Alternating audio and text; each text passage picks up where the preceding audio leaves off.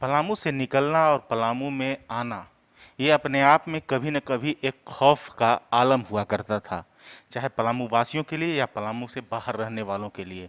लेकिन उस खौफ में अगर NH 98 की हम बात करें तो उसमें कहीं न कहीं बड़ी सुधार आई है और आज आप औरंगाबाद रोड को या कहीं पर भी जाने के लिए GT रोड को आप पकड़ सकते हैं और उसमें जो रात में चलने के लिए जो सफ़र आसान हुआ है, बिना खौफ का रहा हो रहा है, तो इसके लिए अगर बड़ा श्रेय जाता है तो पलामू पुलिस के उस जाबाज का जो छतरपुर में SDPO के पोस्ट पर शंभू कुमार सिंह पोस्टेड रहे हैं।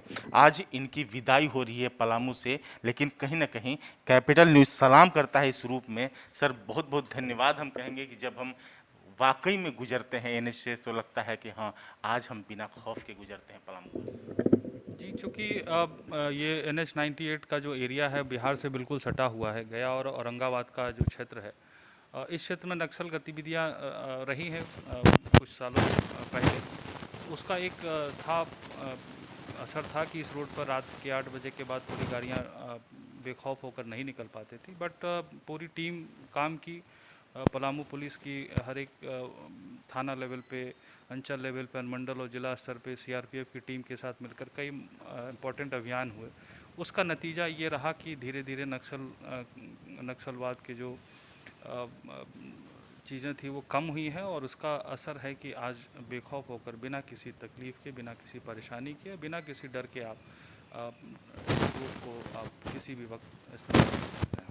शुरुआती दौर में सर यहाँ पहुँचे थे और जब देखते थे कि रातों में लोग सफ़र नहीं करते हैं या नक्सल मूवमेंट कहीं ना कहीं ज़्यादा होते थे, उस समय क्या फील करते थे और आज कितना बदलाव हो गया? थोड़ी समस्या थी उस वक्त। सही है कि सुल्तानी घाटी है, वहाँ पे पहले कुछ घटनाएं हुई थी जिसका असर था कि लोगों के मन में डर था। तो लगातार पुलिस उस पर अपना प्रेजेंस रखी। हम लोगों ने कई वहाँ पर ओवरनाइट पेट्रोलिंग की व्यवस्था सुदृढ़ करी है। बाई फुट पेट्रोलिंग हुई, एम्बुश की कार्रवाई हुई, कई इनकाउंटर्स हुए जिसका नतीजा था कि नक्सल दस्ता यहाँ से बिल्कुल वाइप आउट हुआ और अभी बिल्कुल सामान्य स्थिति है। लोग आराम से अपने रोज़गार के, अपने आवश्यकता के लिए अगर जब जाना चाहें, पुलिस का प्रेजेंस है। 24 घंटे हमारी उस रोड पर नज़र रहती है, पुलिस की पेट्रोलिंग गाड़ियाँ उस पर मूव करती है, हमारे थाना प्रभारी ओवर द नाइट एक्टिव रहते हैं अपनी टीम के साथ और अभी बिल्कुल सामान्य स्थिति है। इस रोड पर ऐसी कोई समस्या नहीं है। हम बता दें कि 3 साल 9 महीने के कार्यकाल में शंभू कुमार सिंह जी ने SDPO पोस्ट पर रहते हुए छतरपुर में नक्सलवाद और अपराध दोनों के खिलाफ बड़ी कार्रवाई की है। इसमें राकेश भूँइया समेत 4 उनके सदस्य दस्ता को सफाया करने तमाम ऐसे लगातार कार्रवाइयाँ हुई हैं। सर क्या लगता है कि कितना बदलाव आया है और कितना मानते हैं कि अब छतरपुर समेत पलामू इलाके से नक्सलवाद, चाहे माओवाद की बात करें या TPC की बात करें, उनका खात्मा हो?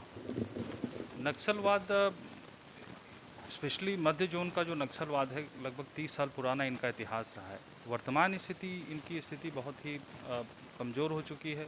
इनके जो महत्वपूर्ण दस्ता कमांडर थे या तो मारे गए हैं या पकड़े गए हैं। बहुत से लोगों को सरेंडर कराने के लिए जो सरेंडर पॉलिसी है सरकार की, उसका लाभ उठाकर कई महत्वपूर्ण नक्सलियों ने सरेंडर भी किया है। जो इनके जो दस्ता सदस्य थे उनमें कई लोगों की गिरफ्तारी हुई है। तो उसका नतीजा ये रहा कि अभी वर्तमान में ये दस्ता काफ़ी कमज़ोर हो चुका है। स्पेशली झारखंड के क्षेत्र में, बिहार बॉर्डर के हमारे वाले झारखंड वाले क्षेत्र में कोई वैसा सक्रिय दस्ता यहाँ भ्रमणशील नहीं है। वर्तमान में हम इस बात के लिए पूरी टीम, जो हमारी पलामू पुलिस की टीम है CRPF के साथ मिलकर, ये उनको क्रेडिट जाता है कि उनके एफर्ट्स के कारण आज ये स्थिति बन पाई है पलामू में। आपको यहाँ पर पुलिस गैलेंट्री अवार्ड भी मिला और लगातार जो कार्रवाइयाँ हुई इसमें हमेशा सहयोग भी मिला पलामू पुलिस और CRPF की टीम का।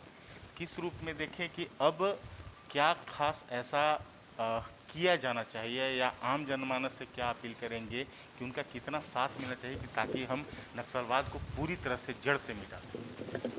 नक्सलवाद के खात्मे के लिए सबसे महत्वपूर्ण ज़रूरी है कि हमको उसकी सूचना समय पर मिले और इसके लिए हमें ग्रामीणों से, जो सुदूरवर्ती क्षेत्र में रह रहे लोगों से हम लोग अपील करते हैं और हम लोगों की अपेक्षा रहती है कि वहाँ से सूचना आए।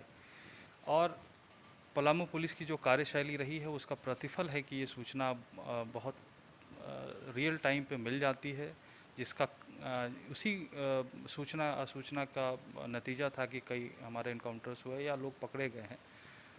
यहाँ के लोगों से अपील यही है कि नक्सलवाद के खात्मे के लिए हम लोग प्रयास करें। जो भी सूचना, अगर इस तरह की कोई गतिविधि कहीं देखी जाती हो, तत्काल इसकी सूचना जो है हमारे पुलिस कंट्रोल रूम को, हमारे थाना प्रभारी को, हमारे ज़िले के वरीय पदाधिकारियों को सूचित करें और पुलिस उस पर प्रॉम्प्ट एक्शन करती रही है और आगे भी करती रहेगी।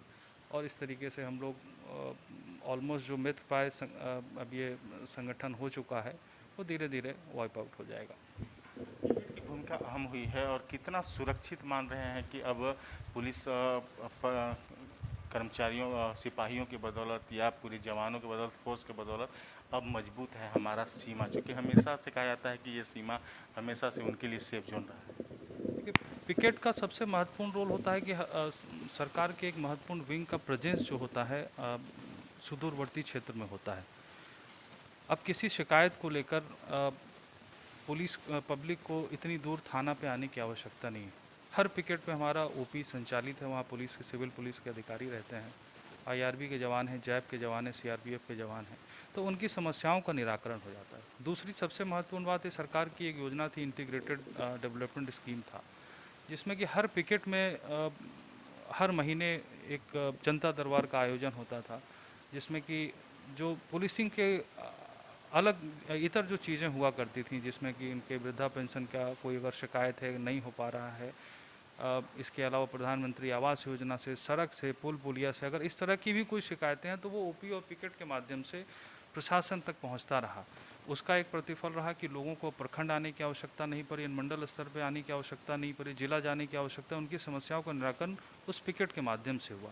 ये एक महत्वपूर्ण काम था, जिससे कि विश्वास बढ़ा लोगों का पुलिस के प्रति और प्रशासन के प्रति। सरकार की योजनाओं का जब लाभ मिलने लगा तो उसका एक सकारात्मक पहलू ये था कि हमें नक्सल गतिविधियों की सूचना रियल टाइम पे मिलने लगी, और उसी का कारण है कि हम लोग उस पर प्रभावी नियंत्रण सके। और इस तरीके से जो भी अभी देख रहे हैं जो पीसफुल कंडीशन है, उसमें इनका बहुत बड़ा, पिकेट्स का बहुत बड़ा योगदान है। अंतिम सवाल कि छतरपुर जो क्षेत्र है, इस क्षेत्र में अंधविश्वास का भी अपना प्रकोप है, डायन बिसाही जैसी तमाम घटनाएं, मामले सामने आते हैं, कितना जूझना पड़ता है और अब क्या लगता है इसके लिए क्या खास कदम उठाने की दरकार है? चूँकि पलामू में ये जो क्षेत्र है थोड़ा सुदूरवर्ती है, कुछ मामले में शिक्षा का अभाव था और जागरूकता की भी कमी थी, परंतु सरकार के जो अलग अलग प्रशासनिक तंत्र है, इसके प्रति बहुत सतर्क हुआ है और प्रशासन के स्तर पे भी काफ़ी जागरूकता अभियान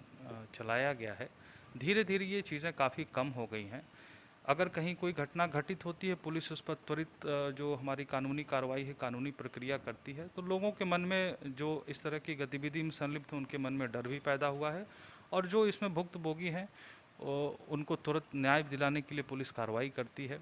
मेरे ख्याल से जिस तरीके का अभी जनप्रतिनिधियों के माध्यम से मिलकर प्रशासनिक तंत्र या पुलिस का जो विंग है, आने वाले टाइम में ये चीज़ें भी पूर्णतः नियंत्रण में आ जाएंगी। वर्तमान में स्थिति अभी ये है कि इक्का दुक्का कहीं अभी सूचनाएं मिलती हैं इस तरह के डायन प्रथा को, बट उस पर हम लोग त्वरित कार्रवाई करके उसको ख़त्म करने का प्रयास करते हैं। बहुत धन्यवाद और आपके उज्जवल भविष्य की कामना करते हैं। इसी के साथ हम जरूर इतना कहना चाहेंगे कि अपने पत्रकारिता जीवन में हमने जो छतरपुर और इन तमाम इलाकों में बदलाव देखे हैं, उस बदलाव के वाहक में अगर शंभू कुमार सिंह एसडीपीओ छतरपुर के नाम में के रूप में अगर इन्हें याद रखा जाएगा, तो वाकई में कहीं ना कहीं हर बार इस बात की जिक्र होगी कि 2017 से लेकर के 2021 का ये दौर कहीं ना कहीं बदलाव का बड़ा वाहक बना है। और इसमें जो अपील है एसडीपीओ शंभू कुमार सिंह जी का कि आम जनमानस हर रूप में प्रशासन के साथ नजर आए, तो आने वाले वक्त में हम बड़े बदलाव और परिवर्तन के उस दिशा को तय कर पाएंगे जहां से छतरपुर में खुशहाली और शांति दिखाई पड़ेगी। कैपिटल न्यूज़ के लिए अपील है कि छतरपुर